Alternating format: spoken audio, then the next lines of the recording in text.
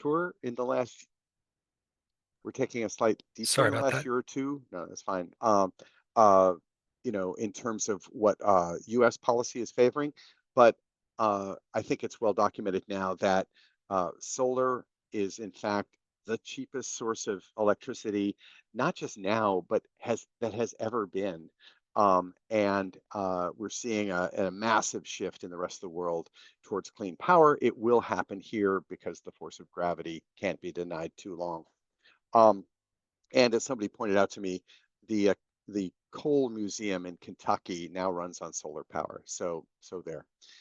So we've been focusing on operational carbon emissions for a long time, and now our attention is turning to embodied carbon. That is the emissions associated with how we built buildings, and that's what you guys are all about.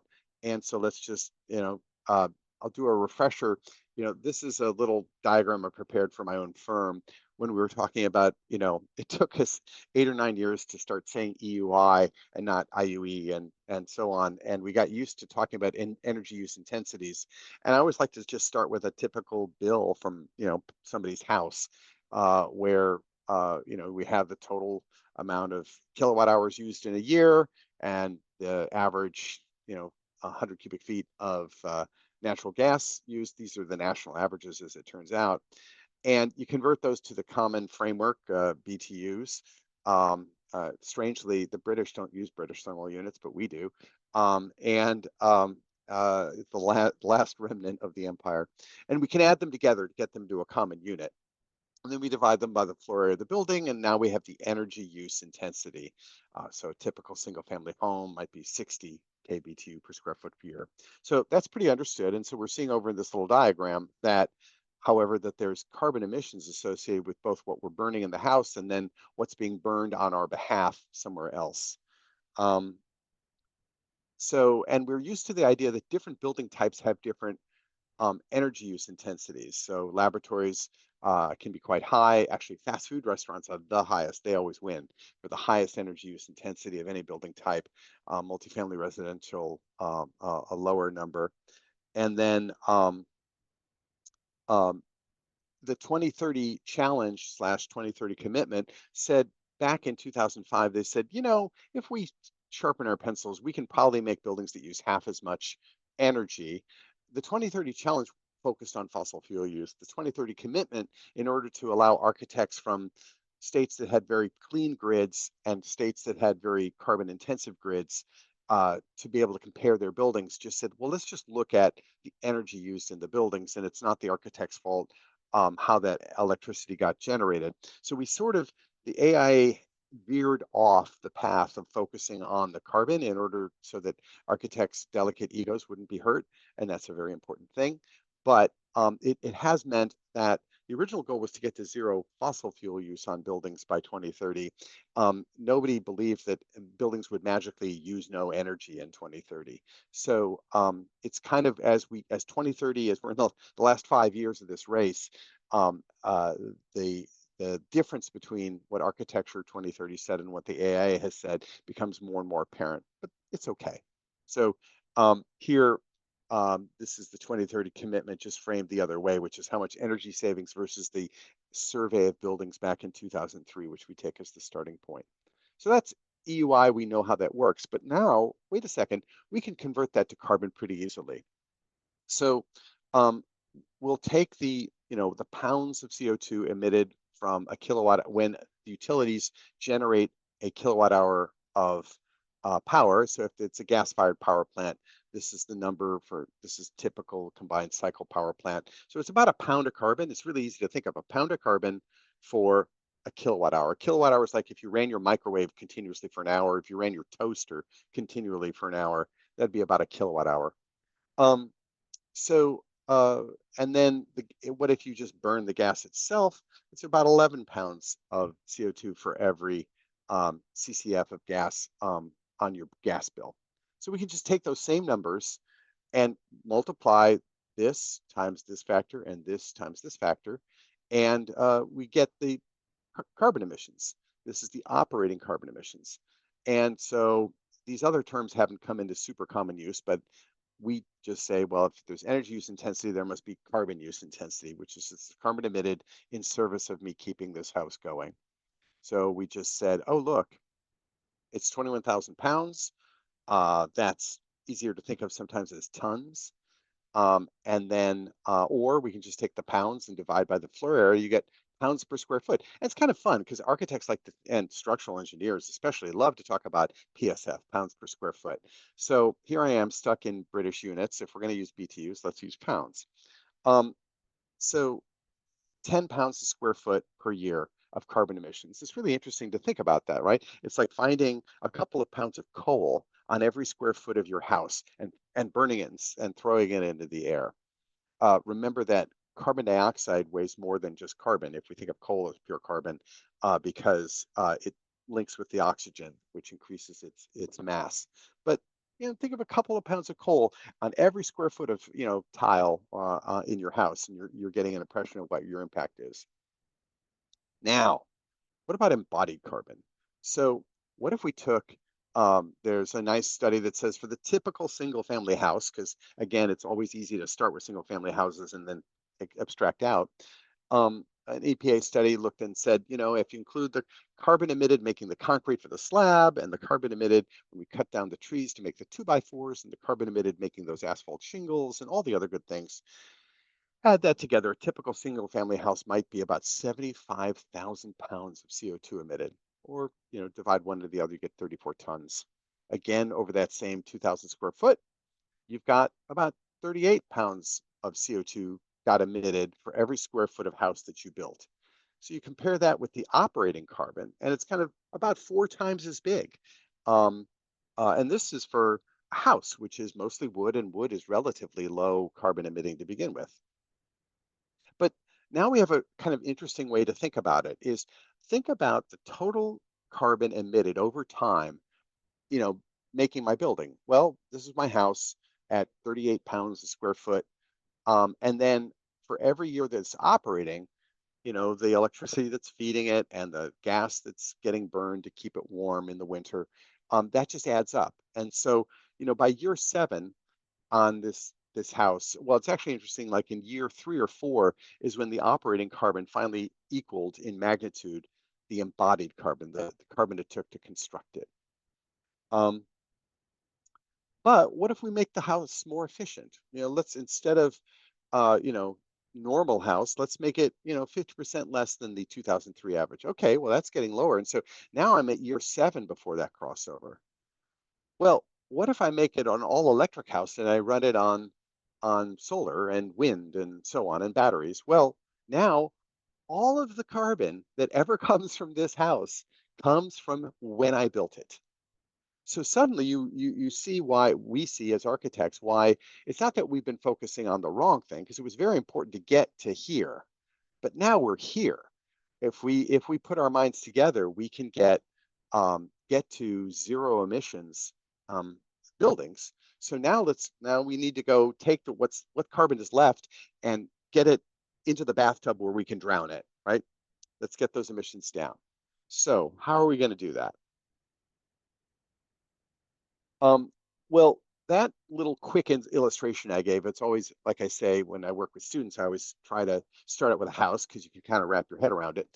Here's the carbon emissions over 60 years this is a 400,000 square foot academic tower that's opening next month. We're building for Georgia Tech. We're designing, other people are doing the building. We're doing the designing.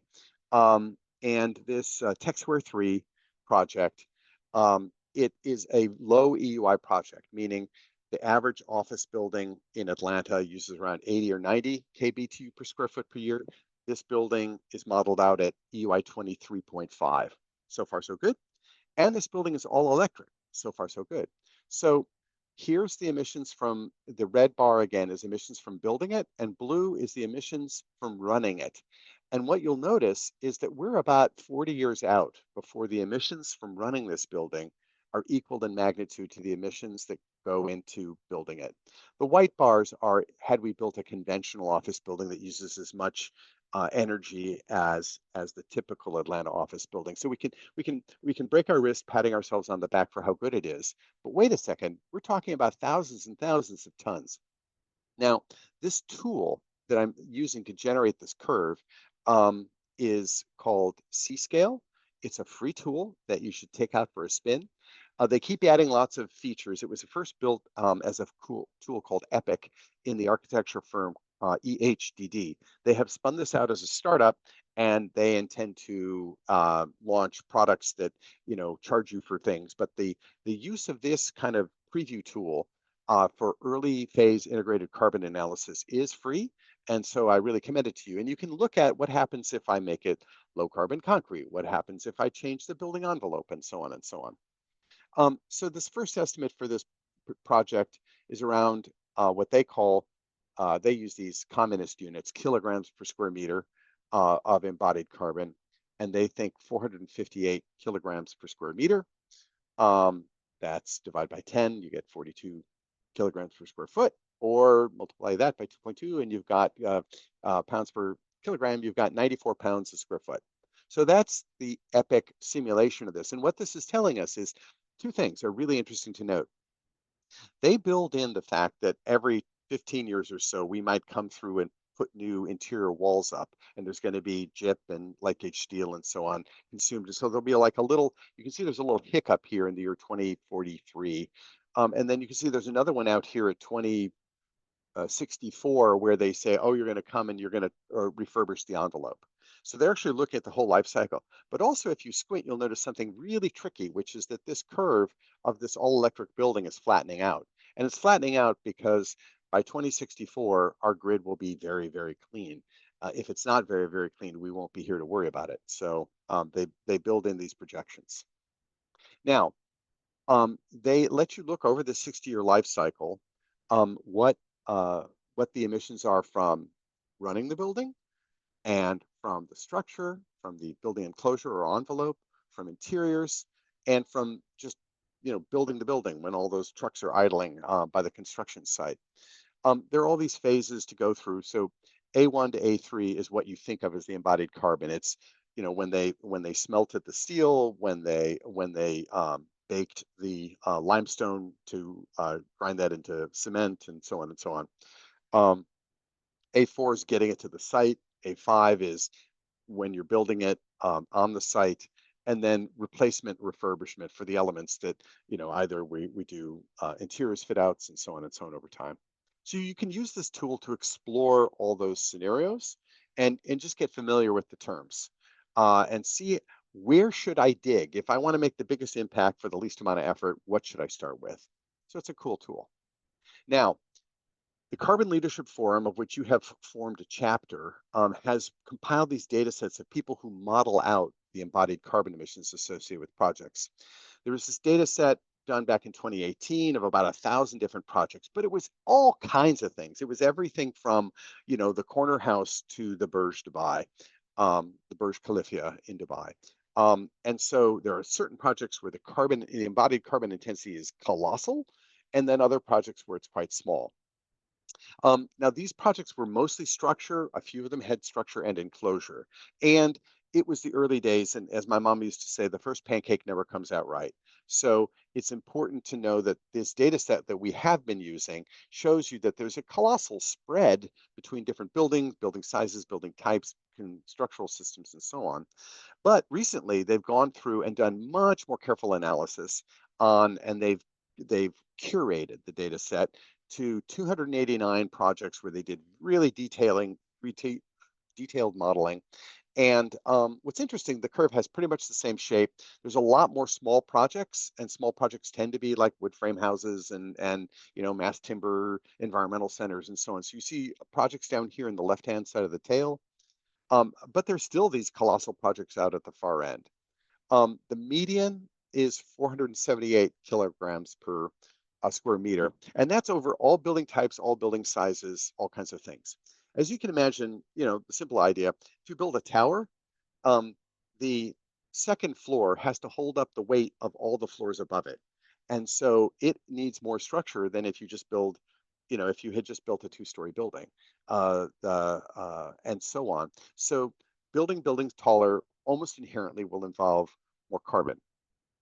On the other hand, building buildings taller and making better use of land efficiency means more people can walk to work, bike to work, and so on. So it's not just that small buildings are better, because if we make small, low carbon intensity buildings and we all have to drive to them and we all have to build roads and sewer pipes and everything to get to them, we're going to have a lot of other carbon emissions elsewhere in the system. But um, as we're focusing on the building, we shouldn't be surprised that tall buildings, buildings that need high fire ratings and therefore are tending to use concrete construction and so on, are going to have a higher carbon intensity. So it's just, them's the breaks. Well, looking at that spread, we said back in 2019, well, what is it for our own practice? And our own practice, we are a signatory to the 2030 commitment. And so back in 2019, we have this really fun program where we have about a staff of around 50. We pay one person each year, full-time, real salaries, to go think about stuff and do research for us because, you know, there are all kinds of questions we would like the answers to, but we're all busy doing billable work and can't break away and come in that morning and the choice is let's expand our knowledge further versus let's go do some billable work. It's a really hard thing to resist, go doing the billable work. So as a firm, we've made a commitment to basically one full-time employee or one FTE at least dedicated to research. And this helps us build our knowledge and make us competitive. And by doing this, we're able to compete with much bigger firms. So for us, this is a strategic investment. It's not just the right thing to do. It helps us win work against the big guys. So if you are at all in a position to sponsor research, you could scale it to your own firm's size. And I really heavily endorse this idea. So anyway, our research fellow that year worked through and did the embodied carbon analysis for 16 new construction projects totaling about 1 million square feet and 12 renovation projects, a little over 500,000 square feet, all kinds of project types: offices, classrooms, multifamily, academic labs, medical buildings, museums, and so on. And we just threw it in the blender and stirred. And what we found was, oh, this is really interesting. For our new construction projects, the structure and the envelope and the interiors added up to about 68 pounds per square foot. And that's, if I read that to the left and go down, that's this around 350 kilograms per square meter. Our major renovation projects were more like 12 or 15 pounds per square foot.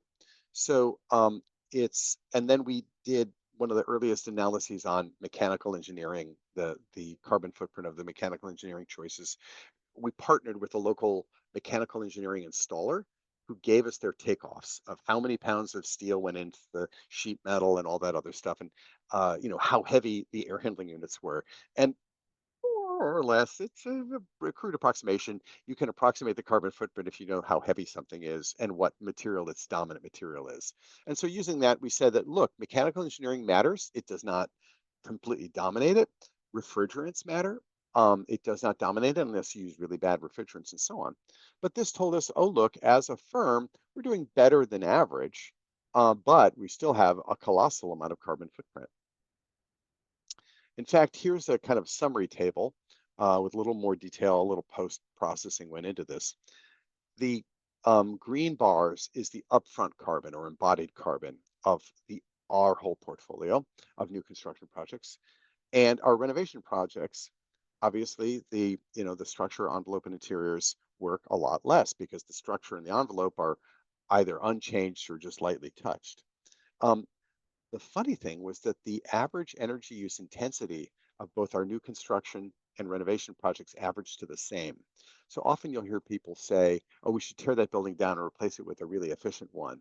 And what we were finding was actually averaged over our portfolio, our renovation projects are just as efficient as our new construction projects. And so that was striking.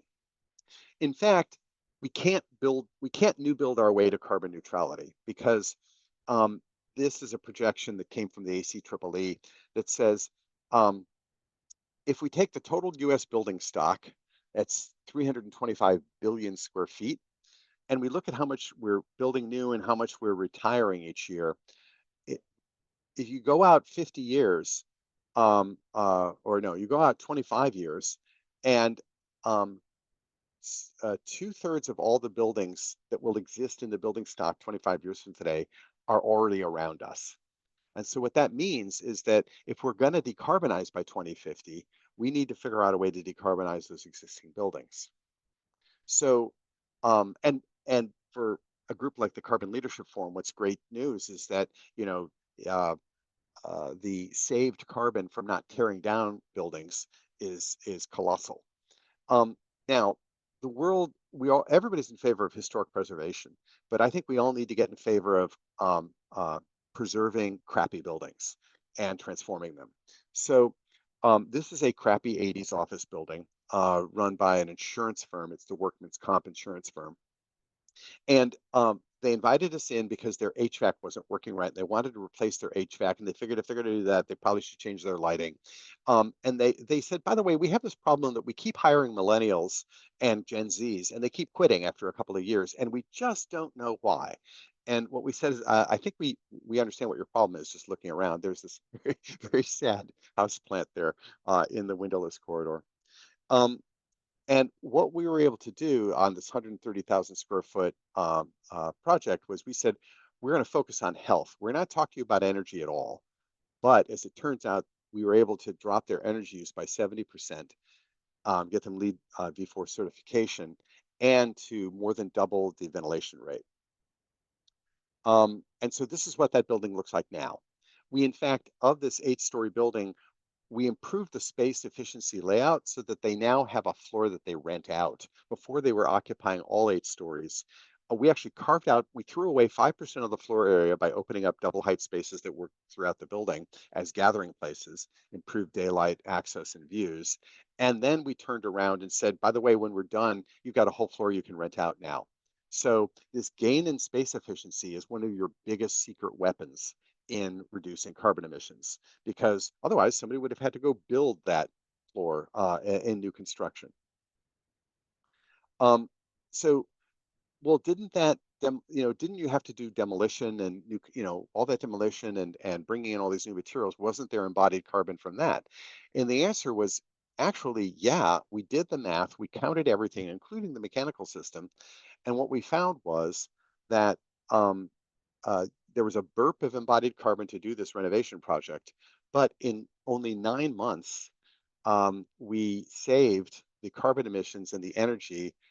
We were able to save the carbon emissions associated that would have happened if that building had just stayed operating under its old mechanical system and unimproved envelope and so on. So a 1-year carbon payback. So when we think about deep energy retrofits of buildings, the main value to the client was a nicer place that helps them retain workers.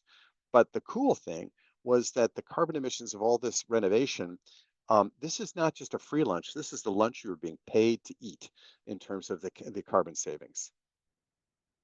Um, so let's talk about a little that, because I want to go back to this chart and say what this mean, because I told you this was for our whole firm's portfolio. I think when we did this, we had 51 employees. The upfront carbon emissions was 40,000 tons, and the annual carbon emissions from operating those buildings, 7,700 tons per year. So let's just figure that the decisions we're making are, if we're doing a renovation, often they will come back 15 years later and do another one and so on. Let's just look at the emissions from the upfront or embodied carbon and 15 years of operating these.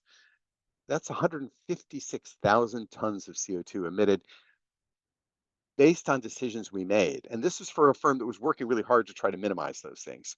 Even so, 156,000 tons divided by 51 employees, that's 3,000 tons of CO2 emissions influenced by the decisions we were making that year.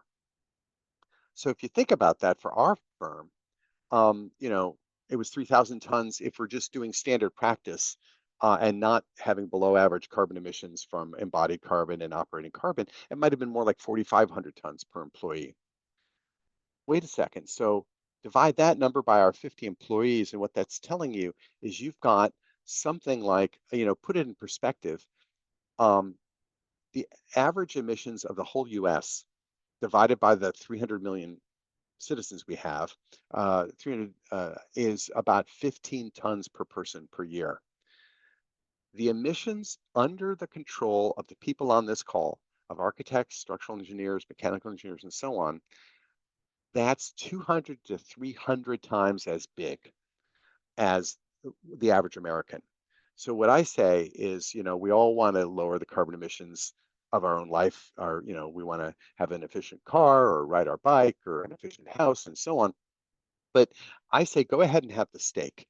If you can lower the emissions from better decisions at work, you're going to have a colossal impact. And most people, say, well, what can I do? What influence can I have, giving up on this and giving up on that? It's not what you're willing to give up, it's what you're willing to gain. So you see what we did in that renovation, transforming a workplace to make it a better place. We were willing to, was that client, what were we able to help them gain, which was a better place to work that just happens to mean lower carbon emissions and in a huge way. So what can you do at your own firm? The first thing is track everything, meaning in the old days, we used to make a few cherry pick really cool projects. The projects that would go after the code top 10. Those are environmentally responsible projects. They're the environmental, information center or the fancy, research place and so on. But what the AIA 2030 commitment has had architects do, and what the SE 2050 commitment has structural engineers, and what ME 2040 has mechanical engineers doing, is saying, stop fooling yourself by patting yourself on the back on the one cool project you worked on last year. Let's write everything down. I used to hear about this thing called the pencil diet, which was you're allowed to eat whatever you want so long as you write it down, because then you have to face the question of, oh yeah, I did go for that extra cookie, and that's fine. We should have all kinds of good stuff in our diet, but we shouldn't kid ourselves. I think McDonald's, they found that when they put salads on the menu, people ordered more Big Macs because they thought of themselves as being in a place that offered healthy food choices. So don't do that. Just, tot it all up, add it all up, and we'll talk about how to do that. Second, focus on the big impact design choices, or as I put it, don't worry about the doorknobs. The strange thing is the door hardware companies are really, really good at putting out their embodied carbon, EPDs on that door handle. It turns out that door handle will not drive getting us to zero. It's nice that they do it. Little things do add up, but in the end of the day, we can probably focus on the big things. The biggest thing I want to focus on is, and this is an overview, I'll give a little more detail, is space efficiency. And so our slogan is no lazy space. You will be stunned by how many clients love to hear this, because especially university clients, there's lots and lots of empty rooms at universities, and yet they're still building new buildings. So our big product line now is offering universities abilities to use space more efficiently. Design efficiency, meaning no lazy concrete, no lazy steel. So this is, making things, sharpening our pencils so that everything's really doing what it needs to do. Then and only then, let's get to material carbon efficiency. Normally what happens is we jump straight to, oh, we're going to use low carbon concrete. That's a great idea. But first, how about we use less concrete, and let's use concrete smartly. And once we've done that, then let's make that concrete really, really super low carbon. It just turns out that Willie Sutton, when asked, why do you rob banks? He said, well, because that's where they keep the money. Why do we focus on concrete and gyp? Because that's what's driving the carbon emissions of buildings. Everything else will matter, but let's start with the big stuff first. And then finally, I'll make the case for collaborating with your competitors and your suppliers. So to track everything, there's probably three major tools now out there that I hear a lot of people using. One is Tally, which was built originally by the architecture firm Kieran Timberlake. It has a great plug-in to your Revit model. There's also One-Click LCA now, which is kind of a family of products that can work again in your Tally model. And those really can get down to the doorknob carbon accounting for projects. But I am a big fan of tools like C-Scale, because what they let you do is very, very quickly come up with the estimate of what is the stuff that we should focus on sooner now, that the stuff that has the bigger impact. So They both have their place. C-scale at the beginning, starting last year, we just throw every project into C-scale at the outset and find out what do we need to focus on. And then a few projects, if we have the time, we'll do a full tally accounting.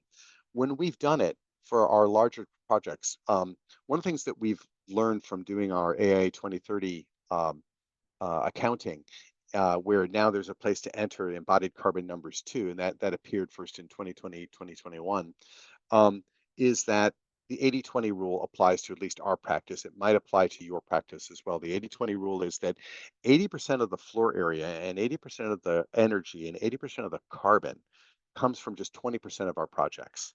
So we start at the biggest projects and work our way down the list. It used to be that we would, once we got to 80% of the impact, we'd sort of say, don't worry about the little guys.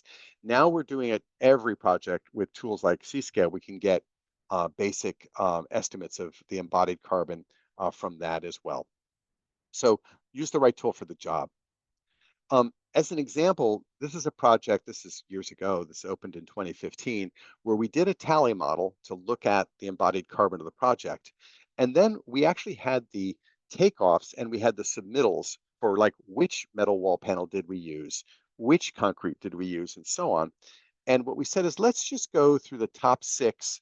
Well, the top six products were, in terms of their impact from our tally model, was concrete, the steel and aluminum in the curtain walls, the wood and the plastics, insulation. This is back when insulation blowing agents had a huge carbon footprint. The glass itself, and then finishes. This was according to tally. And we said, let's just go get the EPDs from those the top five.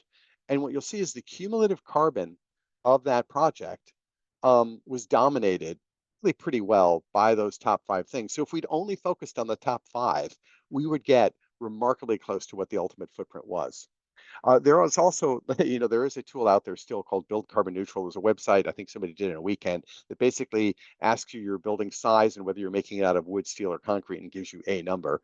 As my mama used to say, bad breath is better than no breath at all. So it gets the right number of zeros. But the nice thing is we now have tools like C-Scale that get us there much more quickly. But the other thing is, this is just telling you, yes, the doorknobs matter, but again, focus on the big five and you'll probably have the biggest impact. So I said one of my mantras is go for space efficiency first. Now, this is architects working themselves out of a job for the architects on the call, but this is the F-150 when it was introduced versus the F-150 today. The interesting thing is just how it has grown and grown and grown and grown. And the thing that in theory you have a pickup truck for is to take stuff to a job site, right? Or if you're on the farm, moving stuff around. But the funny thing is, as these vehicles have become more bloated, the actual thing you can do with it that is a pickup truckness, which is the bed, has gotten smaller and smaller and smaller. So you do have to wonder sometimes in our design work, our clients, everybody likes bigger and more comfortable and so on, but we have to ask, are you using that space efficiently?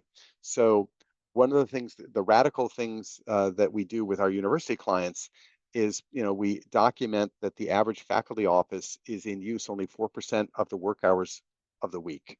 And so you have to ask yourself, do you really need that many more private offices, and why? Well, we need to have sensitive conversations. Well, fine, we'll give you a room for sensitive conversations. But does everybody need to own their own office? Why is that? These are the radical third rails of programming. The next thing is, focus on the what of structure. So, there was a book a while back by Michael Pollan called The Omnivore's Dilemma, in which he said, eat food, not too much, mostly plants. And so my translation of that is, use structure, not too much, mostly wood. So use structure, yes, buildings have to hold up. Not too much, meaning no lazy steel, no lazy concrete. And wood is, going to be a lower carbon material if you can afford it. Sometimes wood is the cheapest way to make a building. Often it is not. And what we've increasingly become aware of is not all wood is created equal. There's good wood and there's bad wood. There is wood out there that, based on how it's harvested and what happens to the forest afterwards and so on, actually emits more carbon than a concrete building. because of the loss of soil carbon and so on. So just because it's wood doesn't make it great. But we also know that concrete, the old magic solution was we were going to use fly ash, which is a waste product from burning coal, as a way of using less cement in our concrete, and that would lower the carbon. It turns out, like we designed a whole flat slab project around this idea, and then when construction went out to bid, they said actually so many coal plants have shut down that the Department of Transportation, which really likes fly ash to make its bridges more water resistant and stronger, has all of the fly ash in the state of Virginia on allocation. So you can't get any. But the good news is there are lots of low carbon options coming on fast. Ground glass pozzolan, slag, and others, and lots of really creative work innovating towards these goals that, say, California has for zero carbon concrete by 2040. When I talk about material efficiency and I say no lazy steel, no lazy concrete, this is a photograph, it's not a little bit out of focus. This was our old office on the 31st floor. And what you'll notice is that's a 4-foot square concrete column that is doing, all it's doing is supporting the floor above us, which is the roof.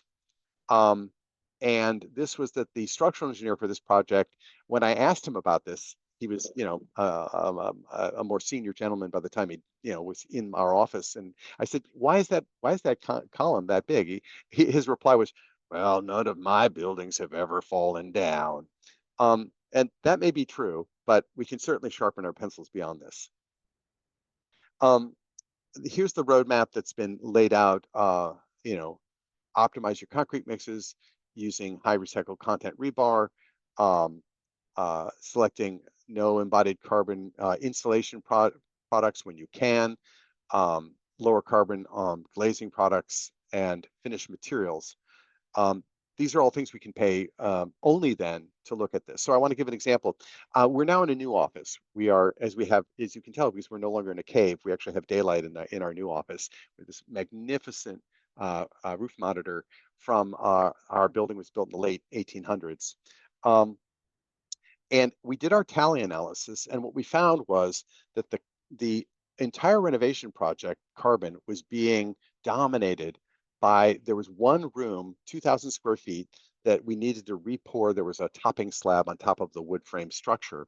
And we found that one 2,000 square feet slab and a 15,000 square foot renovation was half of all the carbon emissions for our renovation project. And so we set about looking for lower carbon concrete in our area. And this happens to be Wholesome. I'm not flogging their products, but Wholesome Lafarge's EcoPack product. And what we said was, this is great, but there is no EPD for this here. And we just kept sweet talking the Lafarge rep until they turned around and generated an environmental product declaration for the carbon intensity of their product in Louisiana. It turned out to then be the first EPDs, the first 3 EPDs in the state of Louisiana, was because of our 2,000 square foot project to get it with the local materials all worked out. And that represented a significant reduction in the carbon footprint for our whole project. So then what we've done since then is we have called up the other 3. There are 4 dominant suppliers of concrete in South Louisiana. We called the other 3 and they said, well, we looked into getting EPDs, but it was thousands of dollars per. But we said, actually, the National Ready Mix Concrete Association now has this tool where you can tell it your mix design and it will give you a global warming potential estimate. It's not as good as an EPD. You can't take it to the bank, but it gives you that first order number for the mixes you already have. And so we're doing training sessions with them on how to use this tool. And they all go, after we show it to them, they go, wow, that takes less than 5 minutes. That gets us in the game. And we said, that's good, because we're changing how we do our spec to, you can't have emissions above, in this case, we decided to cut the threshold at around 200 kilograms kilograms per square meter or per yard of concrete. And that now has the incentive to get going. Once they get their numbers, they get the mix, they can produce that, and then eventually we can then set the threshold. No, you have to submit an EPD once they know that they're in the game. It's also true that vendors are racing to produce lower carbon chip. I thought, we've been settling on this USG sheetrock EcoSmart panel, which is sort of 20-30% lower carbon footprint. And I went searching for a graphic of that and hit this one where now Saint-Gobain is offering 60% lower embodied carbon GIP. And GIP matters because we renovate a lot of buildings all the time. So, and recycling options have been poor. But the more we make a market for products like these, and I know that at least in the case of the USG product, it doesn't cost anymore. It's actually a little bit lighter and easier to work with. Um, so finally, um, what your CLF hub is about is what I call competitive buddies, which is have firms that are competing collaborate together. This is something I've been doing through sustainable design leaders getting together every year. But CLF and other workshops, especially the things that you're doing where you're getting people who are engineers, architects talking together, maybe even getting suppliers. If there are people that you normally grouse about and think they are going astray, in the small town where I grew up, there was a local pastor who once a year preached his famous "Take a sinner to dinner" uh, uh, uh, sermon. And so getting together, making friendships and sharing knowledge and sharing best practices, even with people that you sometimes complain about, is a really great and fun way forward. So with that, I'm happy to do some questions. Thank you so much, Chi. That was so entertaining and informative. And I cannot endorse that message more. I think it's super important, and that's why I think CLF plays a special role in where we go from here in bringing architects, engineers, suppliers, contractors, hopefully owners, everybody across the industry to the table so that we can all have the same conversations. And so I'm excited to share this with some who couldn't join us today and um, continue to encourage everybody on the call to continue to reach out to your network and bring them along for our conversations. Z, I did have a question. So C scale, I haven't done much beyond the super preliminary. Yep. Does it work well with BIM models, or what's the primary So mode of? they are right now you just enter information about your building directly. My understanding is they're slouching towards some kind of connectivity with BIM models. The intention when it started out as EPIC, early phase integrated carbon assessment, was not to compete with Tally or OneClick.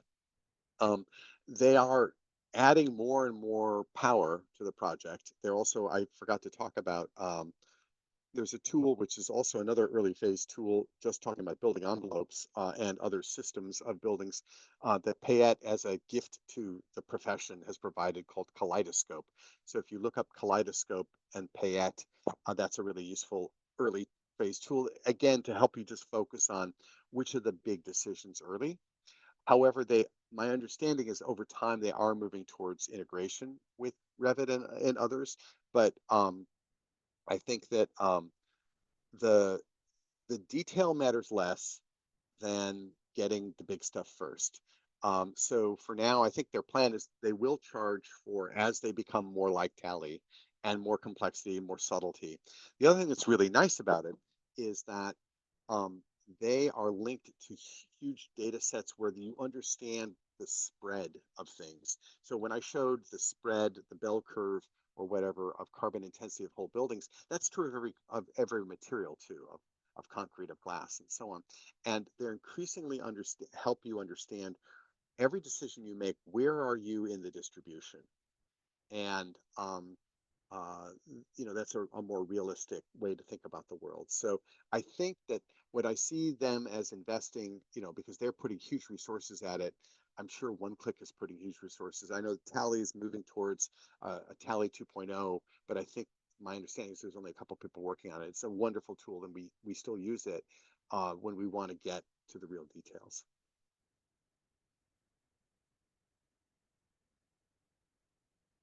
Other questions from the other folks? I'd love to hear what other people are working on out there.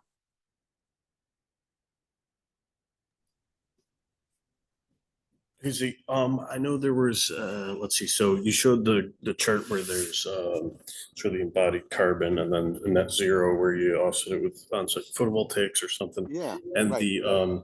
so then you don't show, it looks like the embodied amount still stay the same, but does that, it would seem there's some, and I don't know how, the ROI on, Yeah. photovoltaics for embodied carbon would be, but with that, Mhm. red portion then, Yeah. even So though, yeah. I think the point, what we found is we've done the analysis, and a lot of other people find it, whether the solar panels are glued to your building or are out there in the field, um, the uh, the embodied carbon payback for solar tends to be between 9 months and 3 years, depending on the finer details of the racks you used and the framing and so on and so on. Um, so in this simplified thing, when I'm just trying to illustrate the idea of making efficiency as good, and then eventually when you're running on clean power, you're running on clean power. Um, Remember that there's embodied carbon for every time a fossil plant reaches end of life, a utility is trying to make the choice about what is my cheapest source of power. And so in markets where there are open markets, and it's not all just direct linear investor owned, like in open markets like Texas, the dominant thing being deployed is solar and wind. Um, and so those things are out there. We can assume because of these economics, what is it? Solar panel module in China and India sells for, I think the number I heard was something like 60 cents per watt of generated capacity. In America, it's more like $1 because of tariffs and things like that. But the power generated from these renewables is just so much cheaper than the other sources that the grid is going to clean up. So that's why in terms of if we lock in a building with combustion on site, it means, until they eventually retire that natural gas boiler, that building is going to emit that carbon. Now, if we've made the building super efficient, then the amount of emissions is small, and we can look ourselves in the mirror. But I do think that the the trend is towards the grid's getting it cleaner, whether I put the solar panels on my building or they're coming from somewhere else. Sure. Okay, thanks. Yeah, 9 months, Yeah, 3 years. it's a Yeah, great that's about. question. It's a great Yeah, question. yeah, just yeah. Yeah.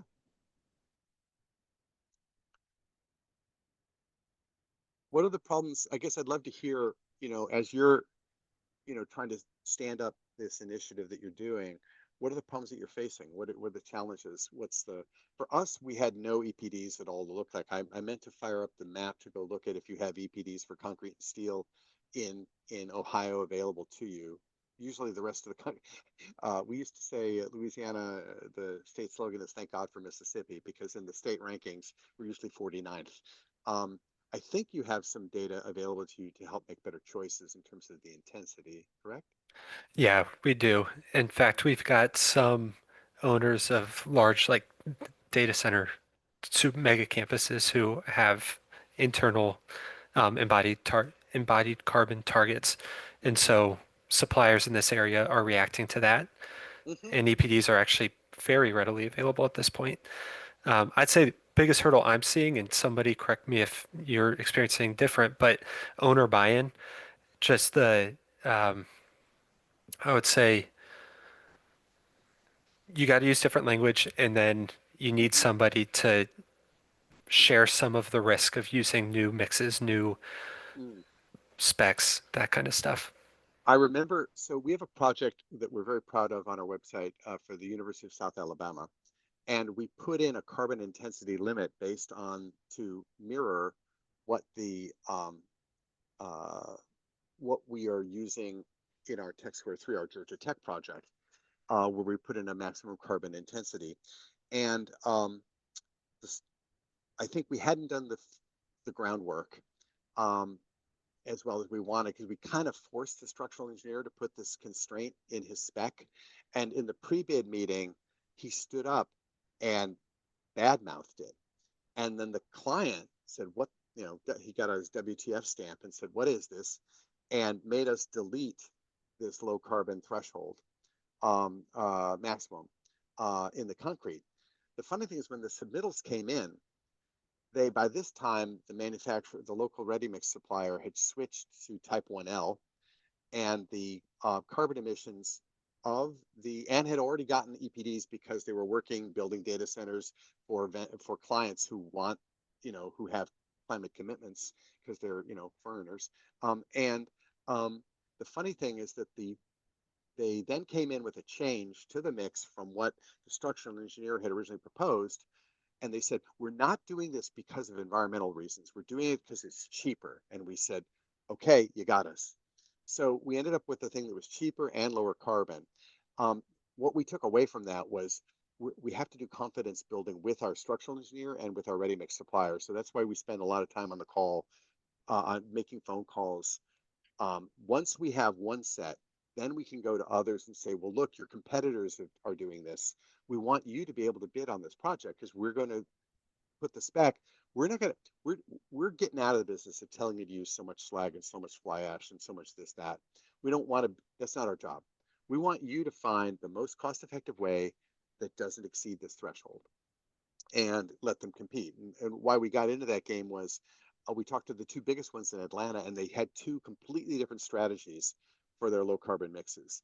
And so we didn't want to spec what the thing was. We wanted them to be able to compete on price as long as we set the maximum threshold. So I think that getting to know, you're kind of getting a little bit in their business, or you're outside their comfort zone because they have to, tell you a little bit about where they're landing. But once they do, then you're off to the races.